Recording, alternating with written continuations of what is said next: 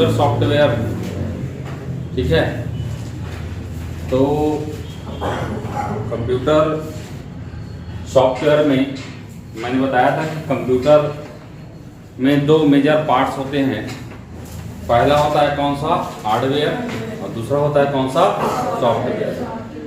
जितने भी physical component क्या कहलाते हैं, हार्डवेयर कहलाते हैं, और जितने भी non physical component that is not touchable उसे क्या कहते हैं, सॉफ्टवेयर कहते हैं, ठीक है। तो यहाँ पर मैंने बताया था सॉफ्टवेयर का सबसे पहले इस शब्द का प्रयोग किसने किया था, तो याद रखिएगा जॉन डब्ल्यू यूके। एक बार ये व्यापम में आ चुका है प्रश्न, ठीक है, इसको याद रखिएगा, ठीक है। और सॉफ्टवेयर मैंने बताया था जो है आपके सॉफ्टवेयर कितने प्रकार के होते हैं, 3 प्रकार के होते हैं। कितने प्रकार के होते हैं, 3 प्रकार के होते हैं। पहला जो है आपका सिस्टम सॉफ्टवेयर, दूसरा जो है आपका एप्लीकेशन सॉफ्टवेयर, और तीसरा जो है आपका यूटिलिटी सॉफ्टवेयर। सिस्टम को चलाने से संबंधित या ऑपरेटिंग सिस्टम को लोड होने से संबंधित जितने भी कंपल्सरी जो सॉफ्टवेयर हैं उसे क्या कहते हैं, सिस्टम सॉफ्टवेयर कहते हैं। इसे मैंने बताया था ऑपरेटिंग सिस्टम के सॉफ्टवेयर आते हैं, और ये इंटरप्रेटर, कंपाइलर और असेंबलर इसे ट्रांसलेटर कहते हैं, ट्रांसलेटर है।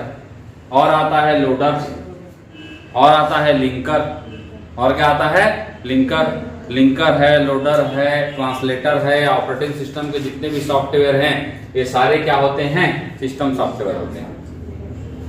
मैंने बताया था ऑपरेटिंग सिस्टम क्या होता है, यूजर और हार्डवेयर के बीच में इंटरफेस का जो काम करता है वही क्या है, ऑपरेटिंग सिस्टम है। अब इसके बारे में आगे देखेंगे। ये ट्रांसलेटर है, इसके बारे में भी आगे मैं बताऊंगा। एक लोडर है, लोडर क्या करता है, जो एग्जीक्यूटेबल फाइल जो रहता है उसको मेन मेमोरी में लोड करने का काम करता है, ठीक है। तो लिंकर, लोडर ऑपरेटिंग सिस्टम के सॉफ्टवेयर, ठीक है, और ट्रांसलेटर ये सभी क्या हैं, सिस्टम सॉफ्टवेयर है। दूसरा है एप्लीकेशन सॉफ्टवेयर। एप्लीकेशन सॉफ्टवेयर कहने का मतलब यूजर अपने रिक्वायरमेंट के हिसाब से जिन जिन सॉफ्टवेयर को इंस्टॉल करता है that is called application software. और इसके अंतर्गत जो भी, जैसे आपको MS पावर पॉइंट प्रेजेंटेशन बनाना है तो उसके लिए आपको क्या, पावर पॉइंट डॉक्यूमेंटेशन में काम करना है तो MS वर्ड, सीट वगैरह बनाना है, पेमेंट सीट बनाना है, पे स्लिप बनाना है तो MS एक्सेल, फोटो एडिट करना है तो फोटोशॉप, पेंट में किसी प्रकार का काम करना है तो MS पेंट। मतलब आपने रिक्वायरमेंट के हिसाब से जो जो एप्लीकेशंस इंस्टॉल करते हैं that is called application software. और तीसरा आता है यूटिलिटी सॉफ्टवेयर। तीसरा आता है यूटिलिटी सॉफ्टवेयर। यूटिलिटी सॉफ्टवेयर मतलब क्या होता है, ये कंप्यूटर को रिपेयर करके उसके कार्य क्षमता को, कैपेबिलिटी को इंप्रूव करने का काम करता है, that is called utility software. और इसका सबसे अच्छा उदाहरण है क्या, वायरस स्कैनर। वायरस स्कैनर इसी को क्या कहते हैं, एंटीवायरस कहते हैं। इसके अलावा डिस्क मैनेजमेंट है, डिस्क फॉर्मेटिंग है, स्कैन डिस्क है, डिस्क चेकर है, डिस्क डिफ्रेगमेंटेशन है, बहुत सारी चीज हैं। ये सभी क्या करते हैं, कंप्यूटर की पावर को, कंप्यूटर के वर्किंग प्रोसेस को या कैपेबिलिटी को क्या करते हैं, इंप्रूव करने का काम करते हैं। तो अगर पूछा जाएगा कि सॉफ्टवेयर के कितने प्रकार हैं तो याद रखिएगा 3 प्रकार होते हैं। कितने प्रकार होते हैं, 3 प्रकार होते हैं। जैसे बोल देगा कि ब्राउजर किस प्रकार का सॉफ्टवेयर है तो एप्लीकेशन सॉफ्टवेयर। ब्राउजर किस प्रकार का सॉफ्टवेयर है, एप्लीकेशन सॉफ्टवेयर। ऑपरेटिंग सिस्टम में कोई भी ऑपरेटिंग सिस्टम को पूछ देगा तो वो क्या होगा, सिस्टम सॉफ्टवेयर होगा, ठीक है। और इसमें कोई भी अगर एंटीवायरस को पूछ दिया तो क्या होगा, वो यूटिलिटी सॉफ्टवेयर होगा, ठीक है। अब देखिए यहाँ पर एप्लीकेशन सॉफ्टवेयर में क्या क्या है तो देखिए वर्ड प्रोसेसर में अलग अलग आते हैं। कोई नया टाइप दे देगा तो घबराना मत। वर्ड प्रोसेसर में आता है MS वर्ड, ठीक है, और गूगल डॉक्स है, कोरल है, ये सभी जो है इसके हैं। डेटाबेस में आते हैं क्या, MS Access, MS MySQL, DBase है, फाइल मेकर है, ये सभी क्या हैं, डेटाबेस से संबंधित क्या हैं, एप्लीकेशन सॉफ्टवेयर हैं। मल्टीमीडिया से सॉफ्टवेयर क्या हैं, VLC, कौन सा, VLC, Picasa, adobe Photoshop, window media player, ये सभी क्या हैं, मल्टीमीडिया से संबंधित क्या हैं, सॉफ्टवेयर है। ग्राफिक्स से संबंधित सॉफ्टवेयर जिसमें फ्लेक्स वगैरह, जैसे कोरल ड्रॉ है, फ्लेक्स वगैरह बनाने का जो काम आता है। और वेब ब्राउजर जैसे Google Chrome, Mozilla Firefox, Microsoft Edge, internet explorer और सफारी, ये सभी क्या हैं, ब्राउजर सॉफ्टवेयर है। तो ये सब क्या हैं, आपके एग्जाम्पल है किसके, एप्लीकेशन सॉफ्टवेयर। अब कभी किसी के नाम दे देगा मान लीजिए, तो ये मत सोचना कि नया टाइप का है, ठीक है, तो बहुत सारे आते हैं इसमें। अब देखिए सिस्टम सॉफ्टवेयर, मैंने बताया था किसी भी कंप्यूटर का सबसे मुख्य सॉफ्टवेयर क्या होता है, तो सिस्टम सॉफ्टवेयर होता है। सिस्टम सॉफ्टवेयर कंप्यूटर को चालू करने में काम आता है, और हम कंप्यूटर को ऑन करते हैं तो सिस्टम सॉफ्टवेयर हार्डवेयर को क्या करता है, सक्रिय करता है। ये सिस्टम सॉफ्टवेयर है। यूटिलिटी सॉफ्टवेयर वे सॉफ्टवेयर हैं जो कंप्यूटर के हार्डवेयर, ऑपरेटिंग सिस्टम और एप्लीकेशन सॉफ्टवेयर को क्या करते हैं, सुरक्षा प्रदान करते हैं। इसीलिए एंटीवायरस इसका एक अच्छा उदाहरण है। इनको सर्विस प्रोग्राम भी कहा जाता है, ठीक है। यूटिलिटी सॉफ्टवेयर का सीधा संपर्क किससे, हार्डवेयर से नहीं होता, किससे, हार्डवेयर से नहीं होता, क्योंकि हार्डवेयर से डायरेक्ट ये कंसल्ट नहीं रहते, ठीक है। और एक है आपका डिवाइस ड्राइवर। डिवाइस ड्राइवर ये मैंने बताया था किस प्रकार का सॉफ्टवेयर है, डिवाइस ड्राइवर सिस्टम सॉफ्टवेयर बताया था किस प्रकार का सॉफ्टवेयर है, सिस्टम सॉफ्टवेयर। डिवाइस ड्राइवर मतलब होता है डिवाइस को ऑपरेटिंग सिस्टम से जोड़ने के लिए, डिवाइस को ऑपरेटिंग सिस्टम से जोड़ने के लिए जो सॉफ्टवेयर डाला जाता है। जैसे आप कीबोर्ड यूज कर रहे हैं, जैसे आप माउस यूज कर रहे हैं, तो आजकल बाय डिफॉल्ट ऑपरेटिंग सिस्टम के साथ में ही वो सब सॉफ्टवेयर भी इंस्टॉल हो जाते हैं, अतिरिक्त उसको इंस्टॉल करना नहीं पड़ता। पहले ऐसा नहीं होता था। पहले ऑपरेटिंग सिस्टम डालने के बाद अगर आपको कीबोर्ड, माउस या एक्स्ट्रा स्पीकर वगैरह लगा कर अगर आपको यूज करना है तो पहले उसको ऑपरेटिंग सिस्टम से जोड़ने के लिए एक सॉफ्टवेयर अलग से लगाना पड़ता था, ठीक है। उसे ही कहते हैं क्या, डिवाइस ड्राइवर, ठीक है। इसकी मदद से कंप्यूटर में देखिए इनपुट और आउटपुट, इनपुट मतलब वही कीबोर्ड और माउस, और आउटपुट मतलब क्या, जैसे आप प्रिंटर लगा रहे हैं, जैसे आप क्या लगा रहे हैं, स्पीकर लगा रहे हैं, तो उनके बीच क्या होता है, कम्युनिकेशन होता है, कम्युनिकेट करते हैं, ठीक है। तो यहाँ पर ऑडियो ड्राइवर आता है। ऑडियो ड्राइवर मतलब क्या, स्पीकर के लिए। वीडियो ड्राइवर आता है, ठीक है। मदरबोर्ड ड्राइवर आता है, अलग अलग ड्राइवर आते हैं। तो आपको याद रखना है डिवाइस ड्राइवर है ये किस प्रकार का सॉफ्टवेयर है, तो सिस्टम सॉफ्टवेयर है। क्लियर है। नेक्स्ट अब देखिए सॉफ्टवेयर के बारे में मैंने बताया था कि सॉफ्टवेयर किसे कहते हैं, किसे कहते हैं भाई, तो बताया था set of program, set of program that is called software. और प्रोग्राम किसे कहते हैं, तो set of instruction, set of instruction that is called program. तो सबसे पहले क्या आता है, इंस्ट्रक्शन आता है। सबसे पहले क्या आता है, इंस्ट्रक्शन आता है। हम इंस्ट्रक्शन देते हैं कंप्यूटर को, निर्देश देते हैं, और उसी को क्या कहते हैं, प्रोग्राम कहते हैं। उसी के सेट को क्या कहते हैं, प्रोग्राम कहते हैं। अब बहुत सारे प्रोग्राम को अगर एक साथ स्टेबलाइज किया गया तब वो क्या बन जाता है, सॉफ्टवेयर बन जाता है। क्या बन जाता है, सॉफ्टवेयर बन जाता है। तो यहां पर एक बात आती है कि कंप्यूटर को अपने को निर्देश देना है। कंप्यूटर को क्या देना है, अपने को निर्देश देना है, इंस्ट्रक्शन देना है। तो क्या कंप्यूटर हमारी भाषा को समझ पाएगा, नहीं समझ पाएगा, क्योंकि हम अलग भाषा में बातचीत करते हैं, ठीक है। कंप्यूटर की भाषा अलग होती है। तो इसी को कहते हैं क्या, प्रोग्रामिंग लैंग्वेज।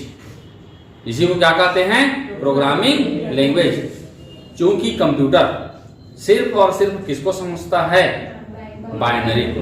किसको समझता है? बाइनरी को, जिसको 0 और 1 कहा जाता है। अब अपने को हर चीज को 0 और 1 बताना है तो बहुत दिक्कत होगा, लेकिन ऐसा काम लेडी अगस्ता ने किया था शुरू में, लेकिन हर कोई नहीं कर सकता। तो कंप्यूटर से बातचीत करने के लिए, कंप्यूटर से को इंस्ट्रक्शन देने के लिए जिस लैंग्वेज की आवश्यकता होती है that is called programming language. अब उसी बारे में है प्रोग्रामिंग भाषा।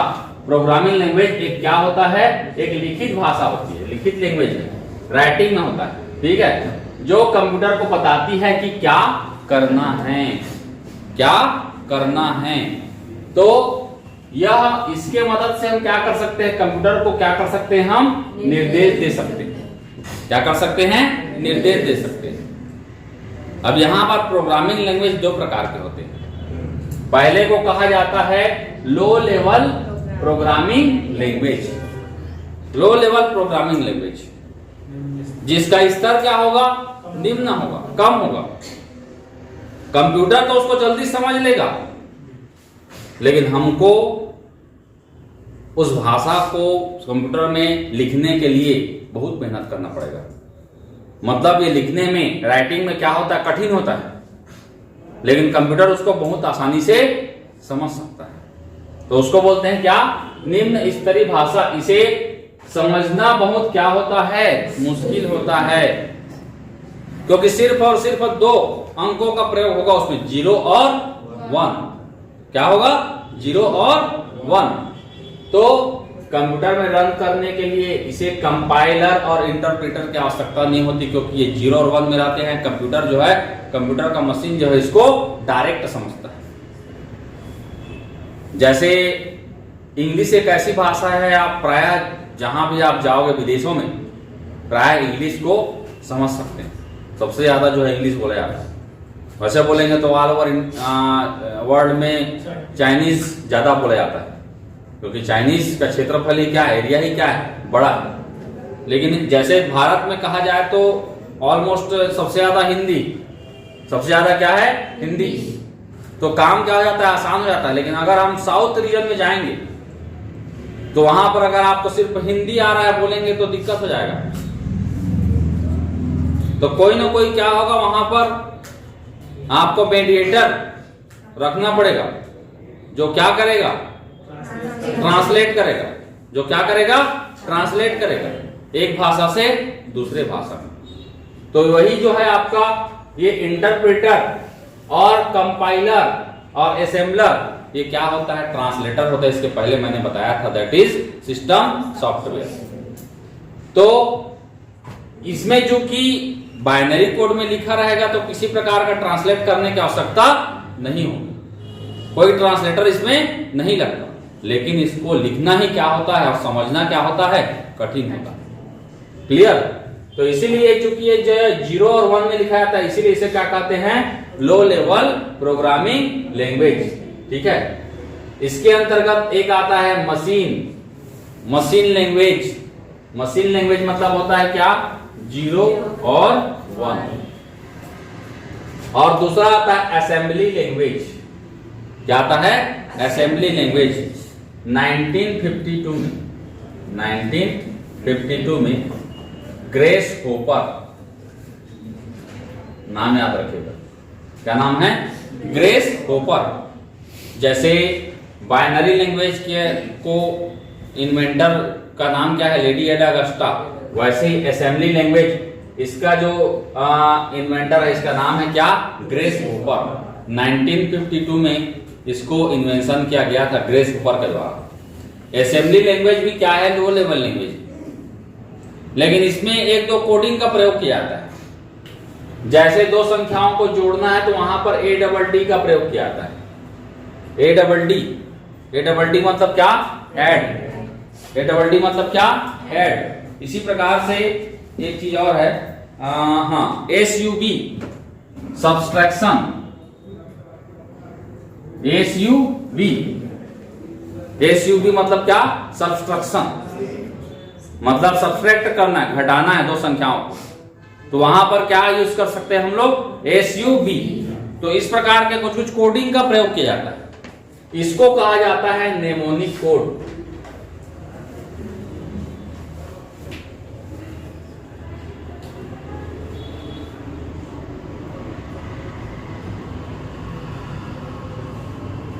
क्या कहा जाता है?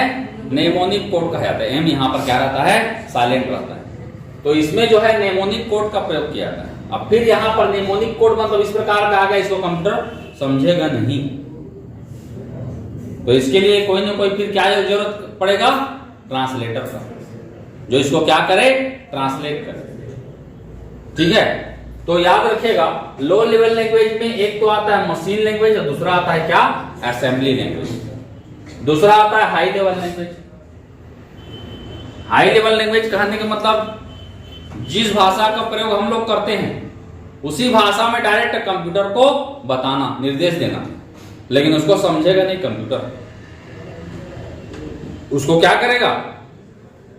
उसके लिए क्या जरूरत पड़ेगा? ट्रांसलेटर का। उसके लिए क्या जरूरत पड़ेगा? ट्रांसलेटर का। तो ये जो है आपका क्या होता है, इसमें अंग्रेजी के अक्षर हैं, संख्या हैं, चिन्ह आदि का क्या होता है? प्रयोग होता है। यह मशीन पर निर्भर नहीं होता, मशीन पर निर्भर नहीं होता। ठीक है, ये मानव के लिए समझना आसान होता है, लेकिन कंप्यूटर के लिए समझना मुश्किल होता है। इसीलिए यहाँ पर क्या होता है? कंपाइलर और इंटरप्रेटर जैसे क्या ट्रांसलेटर का क्या होता है? प्रयोग होता है। तो आपको याद रखना है लो लेवल लैंग्वेज में 0 और 1 मतलब मशीन लैंग्वेज और असेंबली लैंग्वेज आते हैं, और हाई लेवल लैंग्वेज में बाकी सब आता है, बेसिक है, सी है, C++ है, ये सारा चीज किसमें आता है? हाई लेवल लैंग्वेज में आता है। और ये जो है ये क्या है? Programming language. अब प्रोग्रामिंग लैंग्वेज का प्रयोग किस लिए होता है? इंस्ट्रक्शन के लिए, और इंस्ट्रक्शन का प्रयोग प्रोग्राम के लिए, और प्रोग्राम का प्रयोग सॉफ्टवेयर बनाने के लिए। तो कुल मिलाकर याद रखिएगा सॉफ्टवेयर किससे बनेगा? कोई ना कोई प्रोग्रामिंग लैंग्वेज से बनेगा। जितने भी आप एप्लीकेशन यूज करते हैं, चाहे वो मोबाइल में हो, चाहे वो लैपटॉप में हो, चाहे वो कंप्यूटर में हो, सभी में क्या होता है? सॉफ्टवेयर लगा रहता है। ठीक है, सॉफ्टवेयर इंस्टॉल रहता है, और सॉफ्टवेयर किसी न किसी किस में बनेगा? लैंग्वेज में बनेगा। अब वही लैंग्वेज क्या है? एक तो लो लेवल हो सकता है या हाई लेवल हो सकता है। तो अभी जो है अधिकतर जो है क्या हाई लेवल लैंग्वेज का क्या किया जाता है? प्रयोग किया जाता है। तो देखिए यहाँ पर जैसा कि मैंने बताया कि हाई लेवल लैंग्वेज में अगर हम लिखते हैं तो वहां पर क्या करना पड़ेगा?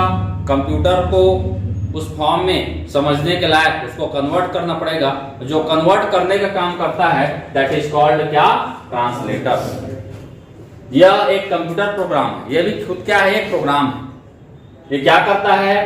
कंप्यूटर जो लैंग्वेज में लिखे गए निर्देश का समूह होता है, इसको मशीन लैंग्वेज में बदलने का काम करता है। कोई भी हाई लेवल लैंग्वेज में जो लिखा गया प्रोग्राम है उसको मशीन लेवल लैंग्वेज में बदलने का काम करता है। अब खुद अगर मशीन लैंग्वेज में लिखा गया तो उसके लिए ट्रांसलेटर की आवश्यकता नहीं होगी। तो यहाँ पर 3 प्रकार के ट्रांसलेटर आते हैं। पहला आता है देखिए असेंबलर, पहला आता है क्या? असेंबलर। दूसरा आता है कंपाइलर, और तीसरा आता है इंटरप्रेटर। अब देखिए यहाँ पर देखिए लिखा गया है, ये देखिए इस प्रकार अगर लिखेंगे तो ये इंग्लिश में लिखा गया है, पूरा लिखा गया है। अब यहाँ पर कंपाइलर क्या करता है? ये कंपाइलर है क्या कर रहा है? पूरा किसमें चेंज कर दिया? 0 और 1 में चेंज कर दिया। तो सबसे पहला आता है असेंबलर, नाम ही से स्पष्ट है। ये क्या करेगा? असेंबली लैंग्वेज में लिखे गए प्रोग्राम को किसमें करेगा? मशीन लैंग्वेज में करेगा। बस इतना याद रखना है, ठीक है।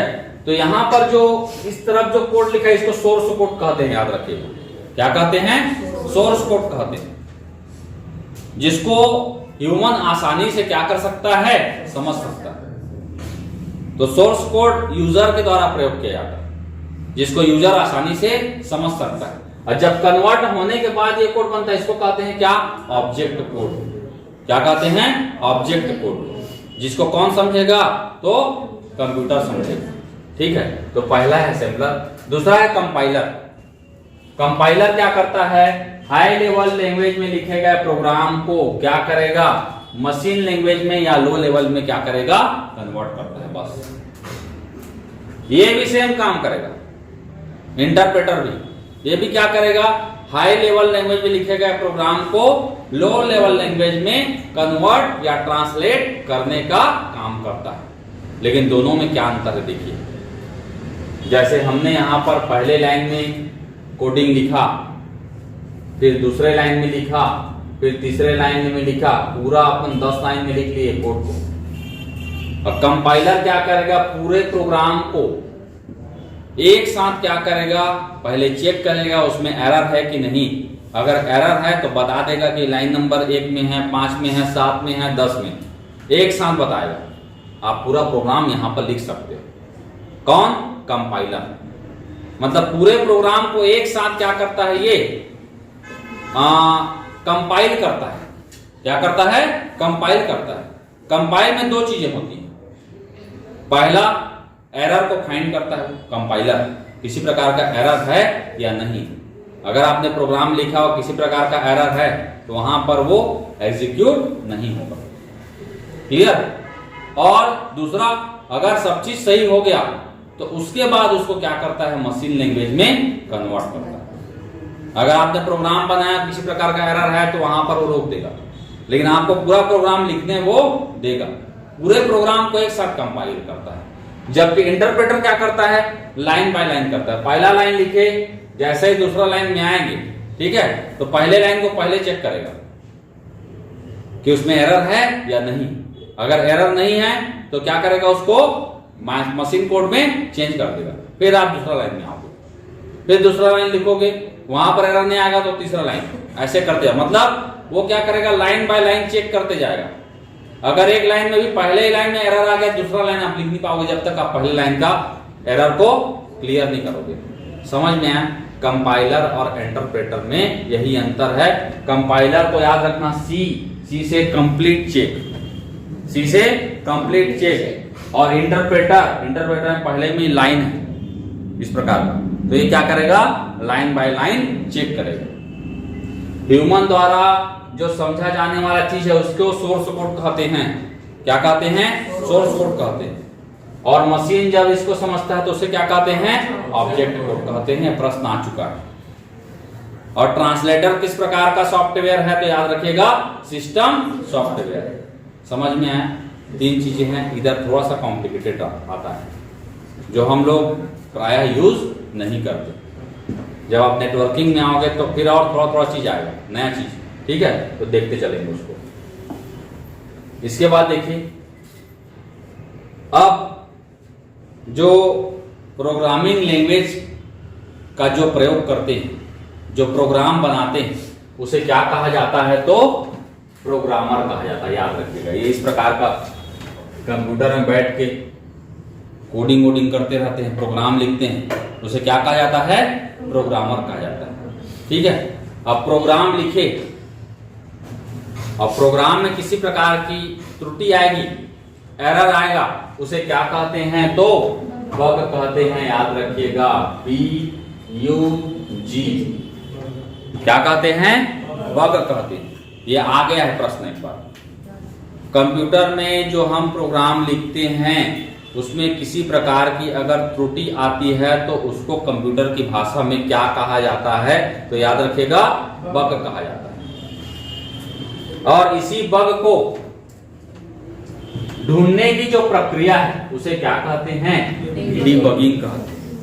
क्या कहते हैं, डीबगिंग कहते हैं। समझ में आया? तीनों इंपॉर्टेंट है। पहला तो एक क्या, जो प्रोग्राम लिखेगा, दैट इज कॉल्ड प्रोग्रामर।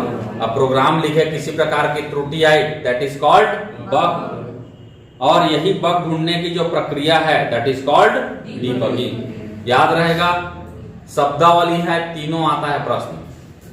अब क्या होता है, देखिए, कभी कभी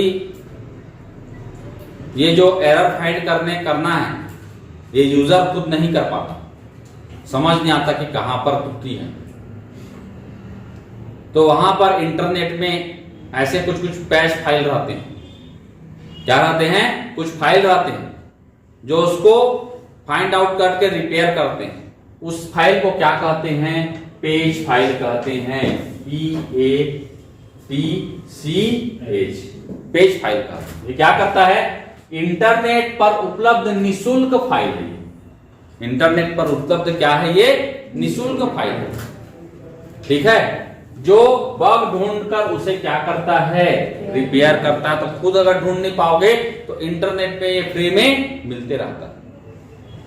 इसी को क्या कहते हैं, पैच फाइल कहते हैं। याद रखिएगा, क्या कहते हैं, पेज फाइल कहते हैं। ठीक है, तो 4 शब्दावली यहां पर, चारों को याद रखेगा, प्रोग्रामर, बग, डिबगिंग और पैच। ये चारों चीज जो है पूछा जा चुका है एग्जाम में। ठीक है, तो हमने क्या क्या पढ़ लिया? तो हमने पढ़ लिया क्या? प्रोग्रामिंग लैंग्वेज, जिसमें लो लेवल लैंग्वेज और हाई लेवल लैंग्वेज। दूसरा हमने पढ़ लिया, जब प्रोग्रामिंग लैंग्वेज पढ़े तो दूसरा है क्या? ट्रांसलेटर। और तीसरा उसी शब्द संबंधित क्या? शब्दावली। अब देखिए कौन कौन से सॉफ्टवेयर इंपॉर्टेंट है, उसी को देखना है। तो अभी तक तो बहुत सारा सॉफ्टवेयर बन गया है, लेकिन व्यापम या कोई भी एग्जाम आयोग इन चीजों को नहीं पूछता। जो बेसिक चीज है, जहां से स्टार्ट हुआ है, उन्हीं चीजों को पूछता है। और इसमें सबसे पहला नाम आता है किसका? फोरट्रान। 1957 में। कब? 1957 में एक प्रोग्रामिंग लैंग्वेज का प्रयोग किया गया। उसे क्या कहते हैं? फोरट्रान कहते हैं। इसका फुल फॉर्म है, फुल फॉर्म कई बार पूछा गया है, फार्मूला ट्रांसलेशन। लिख लेना, भूलना मत इसको। फॉर्मूला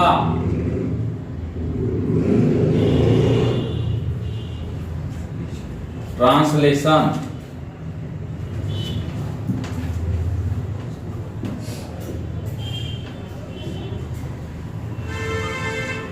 अब व्यापम क्या करता है? फॉर्मूला ट्रांसफर दे देगा, पहला ऑप्शन में। समझ में आया? या फॉर्मुलेशन ट्रांसफॉर्मेशन, दूसरा ऑप्शन नहीं दे देगा। तो एकदम एग्जैक्ट याद रखना जो चीज बता रहा हूं। फॉर्मूला ट्रांसलेशन होता है, ट्रांसलेटर दे देगा तो मत कर देना। फॉर्मूला ट्रांसलेशन मतलब फॉर्मूला ट्रांसलेशन ही होता है। ठीक है, इसका फुल फॉर्म। और इसके जो इन्वेंटर है उसका नाम है जॉन बेकस। अभी तक वैसे फिलहाल इसके बारे में नहीं पूछा गया है, तो आप अपनी श्रद्धा भक्ति से इसको याद करना चाहें तो कर लें, नहीं करना चाहे तो छोड़ सकते हैं। लेकिन मैं इस बात की गारंटी नहीं दे सकता कि आ सकता है या नहीं आ सकता। ठीक है, लेकिन एक बार आप देख के जाए रहोगे तो इत्तेफाक से आ गया तो दिमाग क्लिक करेगा कि जॉन बेकस सर बताए हैं, तो 1 नंबर मिल जाएगा। ठीक है, तो जॉन बेकस याद रखिएगा, ये फोरट्रान के क्या हैं? इन्वेंटर। और यह पहला क्या था? एक स्टैंडर्ड लैंग्वेज था। एक क्या था? स्टैंडर्ड लैंग्वेज था। इसका प्रयोग किस लिए किया जाता था? तो आप देखे होंगे कि वैज्ञानिक और इंजीनियरिंग के क्षेत्रों में गणितीय सूत्र को आसानी से हल करने की, किसको? गणितीय सूत्रों को आसानी से हल करने के लिए इसका क्या किया जाता है? तो प्रयोग किया। जैसे हम लोग कैलकुलेटर का प्रयोग करते हैं। कैलकुलेटर का प्रयोग क्यों करते हैं? जो गणितीय चीजें हैं, कैलकुलेशन हैं, उसको आसानी से करने के लिए, कम समय में करने के लिए हम किसका यूज करते हैं? कैलकुलेटर का यूज करते हैं। तो वैसे ही क्या होता है इंजीनियरिंग के फील्ड में और वैज्ञानिक फील्ड में, साइंटिस्ट, ठीक है, या इंजीनियरिंग के फील्ड में कुछ गणितीय सूत्र रहते हैं। अब उस सूत्र में एक हर आदमी बैठ के उसमें इनपुट करेगा, उसका रिजल्ट निकालेगा, बहुत टाइम लगेगा। तो वहां पर डायरेक्ट क्या है, इस फोरट्रान में क्या करते हैं? इनपुट देते हैं और डायरेक्ट वहां पर क्या रिजल्ट आ जाता है। ठीक है, तो ये याद रखे, गणितीय सूत्रों को आसानी से हल करने के लिए इसका प्रयोग किया जाता था। और यह एक क्या है? मानक भाषा है, पहला मानक भाषा। मानक कहने का मतलब क्या होता है? कोई भी लैंग्वेज को किसी संस्था के द्वारा क्या किया जाता है? उसको मान्यता दी जाती है। जैसे हम डिग्री डिप्लोमा ले लिए, अब यूजीसी से मान्यता प्राप्त ही नहीं होगा, फर्जी डिग्री बनवा के आ गए किसी भी संस्था से, और अगर यूजीसी से मान्यता प्राप्त ही नहीं होगा तो डिग्री कोई वैल्यू है? बोलेंगे क्या? फर्जी डिग्री। क्या है? फर्जी, डुप्लीकेट, मान्यता प्राप्त वो नहीं। तो ऐसे ही ये लैंग्वेज को मान्यता देने वाली एक संस्था थी जिसका नाम था एनसी। क्या नाम था? एनसी। ये एक संस्था है जो कोई भी प्रोग्रामिंग जो लैंग्वेज है उसको क्या करती थी, मान्यता देती थी, उसका मानकीकरण करती थी, उसको स्टैंडर्ड लैंग्वेज में कन्वर्ट करती थी। उस संस्था का नाम है एनसी, इसका फुल फॉर्म लिख लीजिएगा, American national standard institute. American national standard institute.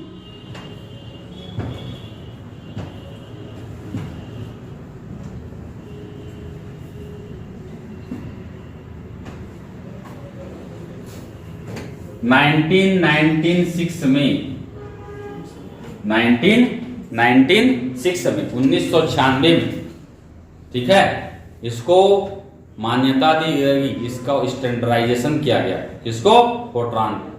ठीक है, तो एनसी अमेरिका की कंपनी संस्था है। ठीक है, अमेरिकन नेशनल स्टैंडर्ड इंस्टीट्यूट, इसका भी फुल फॉर्म आ सकता है कभी, इसका भी फुल फॉर्म आ सकता है कभी, तो याद रखिएगा। ठीक है, तो मान लीजिए प्रश्न आएगा, देखिए दो प्रश्न है यहाँ पर जो आते हैं। पहला प्रश्न ये आता है क्या कि पहली मानक भाषा कौन सी है, तो याद रखिए कौन सी है, फोर्ट्रान पहला। दूसरा प्रश्न आता है ये फोर्ट्रान का फुल फॉर्म क्या होता है, तो फॉर्मूला ट्रांसलेशन। और तीसरा जो प्रश्न आता है वह यह है कि इसका प्रयोग किस क्षेत्र में होता है, गणितीय सूत्रों को आसानी से हल करने के लिए कौन सा प्रोग्रामिंग लैंग्वेज यूज किया गया, तो याद रखिए क्या, फोर्ट्रान। तो इसको जोड़ देना, फार्मूला का प्रयोग किसमें होता है, गणितीय सूत्रों में। गणितीय सूत्र जहां पर रहेगा आपको क्या लगाना है, फोर्ट्रान लगाना है, वहां पर कंफ्यूजन होगा, इसकी गारंटी। तो चीजों को जब तक आप जोड़ोगे नहीं कोई ना कोई लिंक करके, आपको एग्जैक्ट याद नहीं रहेगा, कंफ्यूजन होगा। तो फार्मूला से याद रखना, गणित में ही क्या होता है, फार्मूला का प्रयोग होता है। तो गणितीय सूत्रों को आसानी से हल करने के लिए किसका, और फोर्ट्रान का यूज किया गया। ठीक है, फोर्ट्रान के बाद में 1958 में दूसरा आया कौन सा आपका, लिस्प। लिस्ट प्रोसेसिंग, क्या नाम है, लिस्ट प्रोसेसिंग, इसका फुल फॉर्म है। ठीक है, लिस्ट प्रोसेसिंग इसका फुल फॉर्म है। कब आया था, 1958 में, और जॉन मैकर्थी के द्वारा आया था। और ये किस लिए यूज किया जाता था, तो आर्टिफिशियल इंटेलिजेंस के लिए। किसके लिए, आर्टिफिशियल इंटेलिजेंस के लिए। आर्टिफिशियल इंटेलिजेंस मतलब 5वीं पीढ़ी के कंप्यूटर जो सोचने समझने में क्या होते हैं, सक्षम होते हैं। कुल मिलाकर जो रोबोटिक देखते हो ना, जो ऑटोमेटिक सिस्टम होता है, इस सब में कौन सा लैंग्वेज यूज होता है, तो याद रखिएगा लिस्ट प्रोग्रामिंग। जो रोबोटिक्स होते हैं उस सब में कौन से प्रोग्रामिंग लैंग्वेज का प्रयोग किया जाता है, तो लिस्प का। आर्टिफिशियल इंटेलिजेंस मतलब यही होता है। ये भी प्रश्न आ चुका है। ठीक है, इसके बाद है 58 में दो ठो, एल्गोल 58 और एल्गोल 60। जॉन बेकस वही आदमी है जो यहां पर था, और ये भी क्या था, गणितीय गणना करने हेतु। एल्गोल मतलब एल्गोरिथम लैंग्वेज। एल्गोरिथम सुने हो, प्रयोग किए होंगे, लॉग टेबल कहते हैं, सुने हो कि नहीं। एल्गोरिथमिक लैंग्वेज, एल्गोरिथम का प्रयोग करते हैं, मान देखते हैं, वहां पर पुट करते हैं वैल्यू। ठीक है, तो ये जो है आपका वही है, गणितीय गणना करने के लिए इसका क्या किया जाता था, प्रयोग किया था। एल्गोल 58 और एल्गोल 60 दोनों उसी का एडवांस रूप। ठीक है, जॉन बेकस के द्वारा। इसके बाद देखिए 59 में, इसी बीच में एक आया था कौन सा, कोबोल। क्या नाम है, कोबोल। किसके द्वारा, ग्रेस होपर के द्वारा। किसके द्वारा, ग्रेस होपर के द्वारा। ठीक है, तो सबसे पहला आता है कि कोबोल एक व्यावसायिक भाषा है, कमर्शियल लैंग्वेज है। कोबोल क्या है, एक व्यावसायिक भाषा है, कमर्शियल लैंग्वेज है।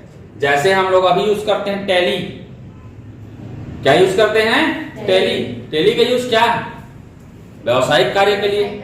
जहां भी आप आजकल देखोगे तो जहां से वो इलेक्ट्रॉनिक बिल निकलता है, प्रिंट आउट निकलता है, मतलब वहां पर क्या है, पहले से सॉफ्टवेयर बना हुआ है, तुरंत उन लोग देखते हैं, देखे हो किसका प्राइस कितना है, तुरंत देख के तुरंत बिल निकाल देते हैं। वहां पर सिर्फ सब लिस्टेड में रहता है, लिस्ट से सिलेक्ट करते जाते हैं, क्वांटिटी सिलेक्ट करते जाते हैं, अमाउंट अपने आप आ जाता है और लास्ट में अपने आप जुड़ भी जाता है। तो टैली भी किस लिए यूज होता है? व्यवसायिक कार्य के लिए। तो शुरू में जो यूज हुआ था ये क्या नाम था? कोबोल। कोबोल का फुल फॉर्म लिख लीजिएगा, कॉमन बिजनेस ओरिएंटेड लैंग्वेज। इसीलिए इसका फुल फॉर्म है क्या? Common business oriented language. Common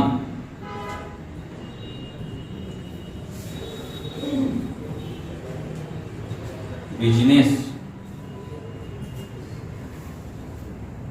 oriented language. Common business oriented language, सबसे पहले तो इसका फुल फॉर्म याद रखिएगा। कोबोल का फुल फॉर्म है कॉमन बिजनेस ओरिएंटेड लैंग्वेज। अब व्यावसायिक कार्यों के लिए इसका प्रयोग किया गया और इसमें कहा जाता है, जैसे हम लोग डॉक्यूमेंट बनाते हैं, जैसे हम लोग क्या करते हैं? डॉक्यूमेंट बनाते हैं। तो डॉक्यूमेंट बनाते हैं, सबसे पहले क्या करते हैं? ऊपर में हेडिंग डालते हैं। क्या करते हैं? हेडिंग डालते हैं। हेडिंग डालने के बाद यहां पर साइड में और हेडिंग डालते हैं टॉपिक वाइज। अब उसके बाद यहां पर उसके बारे में क्या किए? एक्सप्लेन करते हैं। यहां पर मेन हेडिंग डाले, फिर यहां पर एक टॉपिक डाले, उसके बारे में एक्सप्लेन करते हैं, फिर नया टॉपिक डाले, फिर उसके बारे में क्या करते हैं? एक्सप्लेन करते हैं। इसी प्रकार का इसमें कोडिंग किया जाता है, मतलब डॉक्यूमेंटेशन टाइप का कोडिंग किया जाता है। ठीक है, तो एक बार प्रश्न आया था, इसके बारे में क्या आया था मैं बता रहा हूं आप लोग को। बेहतर किस भाषा में सर्वाधिक उपयुक्त डॉक्यूमेंटेशन संभव है? किस भाषा में सर्वाधिक उपयुक्त डॉक्यूमेंटेशन संभव है? तो याद रखिएगा, कोबोल आया हुआ प्रश्न। किस भाषा में सर्वाधिक, अरे आलसी लोग लिख नहीं रहे हो, किस भाषा में सर्वाधिक, दोनों का ना 15-15 किलो वजन कम कर दीजिए।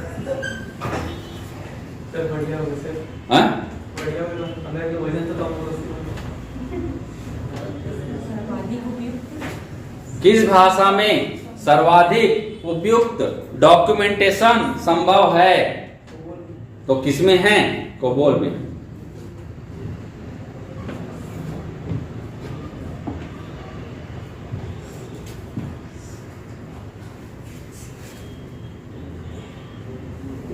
तो देखिए इसमें क्या होता है।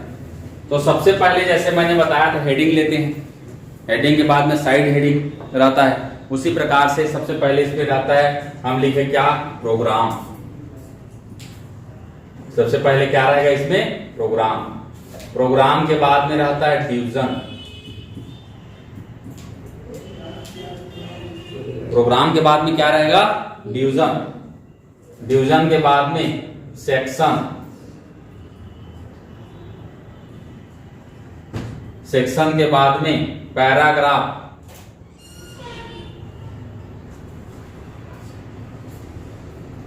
पैराग्राफ के बाद में स्टेटमेंट। स्टेटमेंट के बाद में कैरेक्टर। ये पूरा इसमें प्रोग्रामिंग होता है। इसी तरह जैसे लिखे प्रोग्राम 1, फिर क्या लिखेंगे? डिवीजन 1। डिवीजन 1 के अंदर सेक्शन 1, सेक्शन 1 के अंदर पैराग्राफ 1। उसके बाद जो प्रोग्राम है ये स्टेटमेंट। स्टेटमेंट मतलब ये स्टेटमेंट हो गया।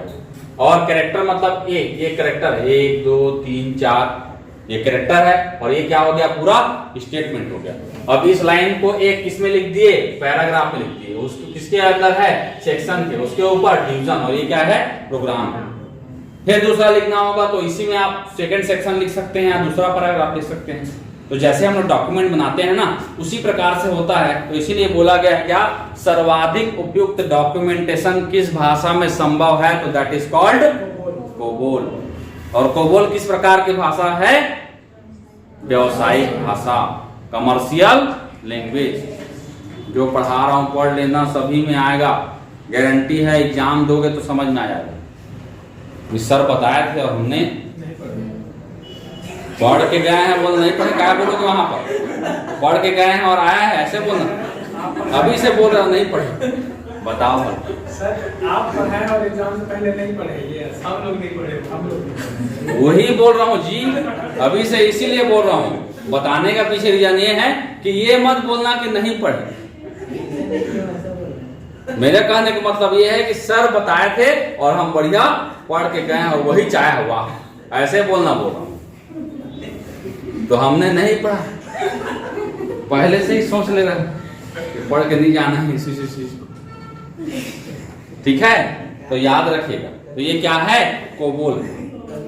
1959 में, कब आया ये?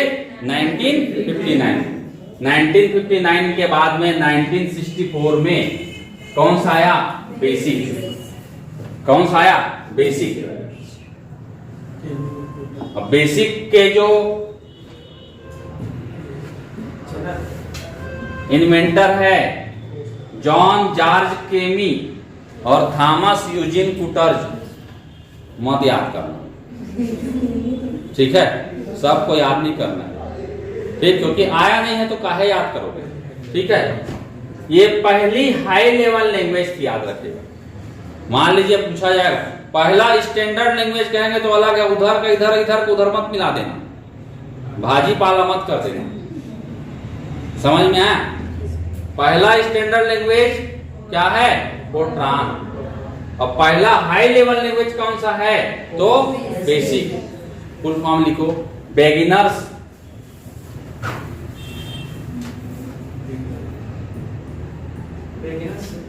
All purpose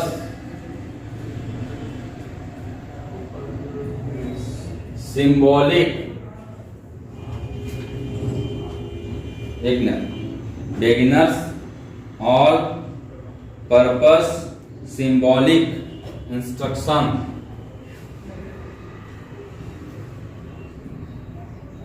code. Beginners all purpose symbolic instruction code.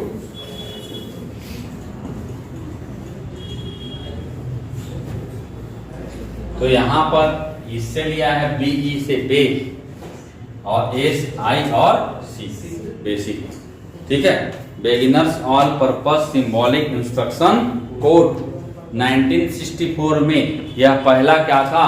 High level language था। अब हाई लेवल लैंग्वेज कहने का मतलब क्या? ये यूजर के द्वारा आसानी से इसको लिखा जा सकता था। यूजर के द्वारा क्या किया जा सकता था? इसको आसानी से लिखा जा सकता था। तो ये जो है कहा जाए तो गणित और व्यावसायिक, गणित और व्यावसायिक दोनों चीज में काम आता था, दोनों का कम्बो था। व्यावसायिक मतलब कोबोल और गणित मतलब क्या? फोर्ट्रान। तो फोर्ट्रान और कोबोल दोनों के जो प्रॉपर्टीज थे वो किसमें थे? बेसिक में थे, याद रखिएगा, इसको लिख लेना। गणित और व्यावसायिक दोनों में काम आता था।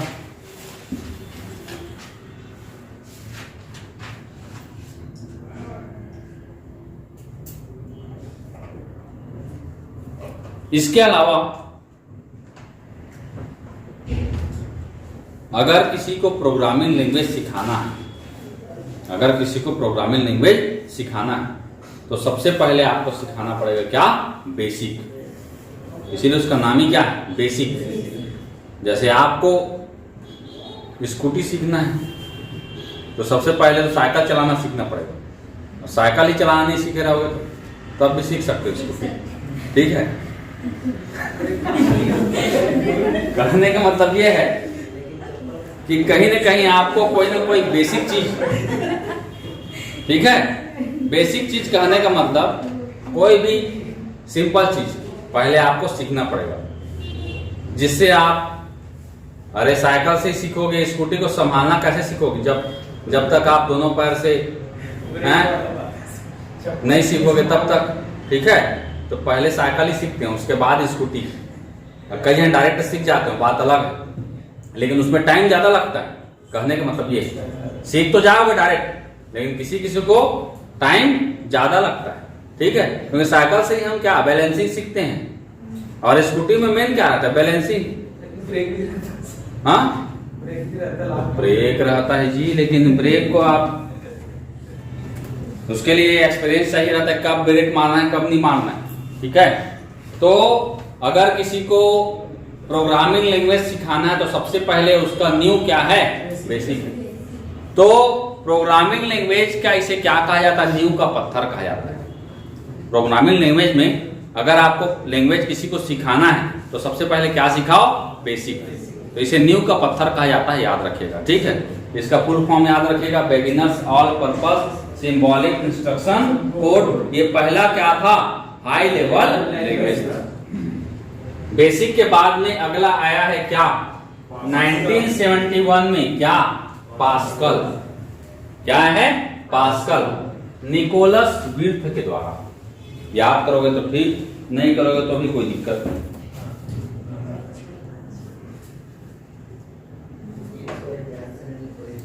तो इसके बारे में याद रखिएगा, ये क्या था, एक शैक्षणिक भाषा था, एजुकेशन लैंग्वेज। किस फील्ड में काम आता था, तो याद रखिएगा एजुकेशन फील्ड में काम आता था। इसे एजुकेशन लैंग्वेज कहा जाता है। डायरेक्ट प्रश्न यही आएगा, इंग्लिश और हिंदी दोनों में ही दे देगा। क्या पहला एजुकेशन लैंग्वेज कौन सा था, तो याद रखिएगा कौन सा, पास्कल। कौन सा है, पास्कल, ठीक है। ब्लेज पास्कल सुने हो नाम, ब्लेज पास्कल, ठीक है। ये इसके क्या कहते हैं, मेन इसका किसी भूमिका थी इसमें, इसकी ब्लेज पास्कल। तो लिख लेना, ब्लेज पास्कल के नाम से ही इसका नाम क्या रखा गया, पास्कल रखा गया। ब्लेज पास्कल को समर्पित था। ब्लेज पास्कल जिसने पास्कलाइन बनाया था, बताया था मैंने, क्या बनाया था, पास्कलाइन। तो निकोलस विर्थ ने अपना नाम नहीं दिया, बल्कि उस वैज्ञानिक का नाम दिया, उसके सम्मान में इसका नाम क्या रखा, पास्कल रखा, ठीक है।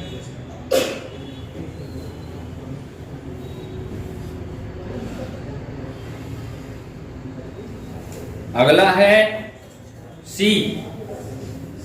1972 में सी लैंग्वेज है, और 1979 में क्या है, ये C++। ये दोनों जो है डेनिस रिची, क्या नाम है, डेनिस रिची। और इसका प्रयोग कहा जाता है ऑपरेटिंग सिस्टम को बनाने में किया गया था। किसको, ऑपरेटिंग सिस्टम को बनाने में। कितना महत्वपूर्ण लैंग्वेज है आप समझ सकते हो। तो बहुत ही महत्वपूर्ण ये आज भी सी और C++, ठीक है। ये महत्वपूर्ण क्या है, सॉफ्टवेयर लैंग्वेज है, प्रोग्रामिंग लैंग्वेज है, सी और C++, ठीक है। डेनिस रिची नाम याद रखिएगा। उसके बाद है 1973 में एक आया था, कौन सा, कोमल। क्या नाम है, कोमल। फुल फॉर्म लिख लीजिएगा, common algorithmic language.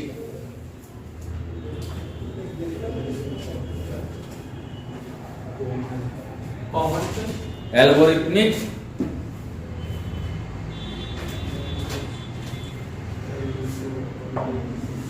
Common algorithmic language, लापस्टर्ट और क्रिस्टनसन, इसके द्वारा इसका इन्वेंशन किया गया था। इसमें बेसिक और पास्कल दोनों के गुण थे। बेसिक भी था और क्या था, पास्कल भी था, ठीक है। उतना नहीं आता, इसका फुल फॉर्म बस याद रखिएगा। हाँ, इस अब ये है सन वाला, ये सन वाला, ये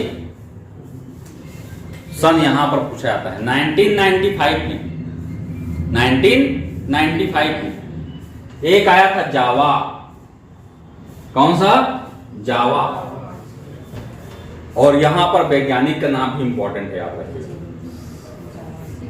जेम्स। ज से जावा, ज से जेम्स, याद रहेगा। जेम्स गोसलिंग इसके इन्वेंटर थे, और इसका प्रयोग किसमें होता है, इंटरनेट। इंटरनेट में हम जितने भी देखते हैं ना, वेबसाइट, वेब पेज, जो वेब पेज बनता है, वेबसाइट्स जो बनते हैं, ये सब किसमें बनते हैं? जावा में। आजकल बहुत सारा आता है, ठीक है, लेकिन शुरू में क्या आया था? जावा।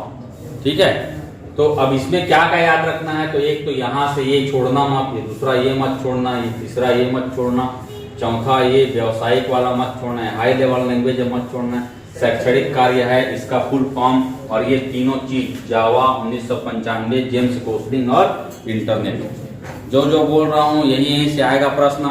क्योंकि हम कंप्यूटर को टेक्निकल नहीं पढ़ते, अपने को टेक्निकल नहीं जाना जाता, अपने को उन्हीं चीजों को पढ़ना है जो एग्जाम में पूछा जाने वाला है, ज्यादा अंदर घुस के नहीं पढ़ना है, लेकिन उस चीज को जरूर पढ़ना है जहां से प्रश्न पूछा जा रहा है। ठीक है, इसके अलावा दो चीज और है, एक है लोगो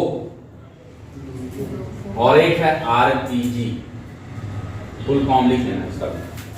लोगो का फुल फॉर्म है logic oriented graphic oriented, logic oriented graphic oriented.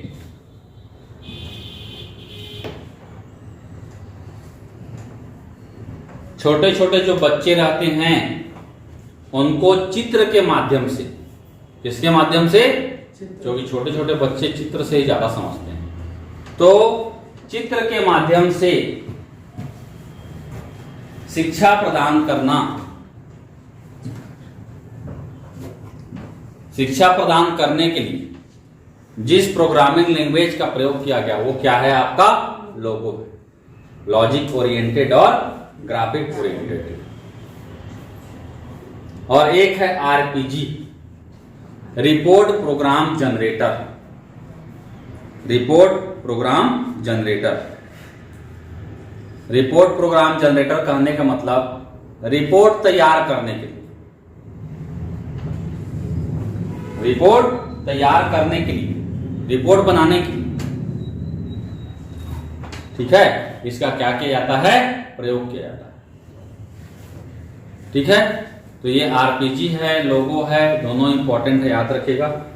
बाकी ऑपरेटिंग सिस्टम ये मैं कल बताऊंगा। ठीक, कल ऑपरेटिंग सिस्टम क्या क्या है, और देखिए इसमें अभी तक ऐसा कोई एग्जाम नहीं जहां पर ये प्रश्न नहीं आया होगा। क्या? ओपन सोर्स ऑपरेटिंग सिस्टम पुराना देख लेना, प्रश्न आपको समझ में आएगा। ठीक है।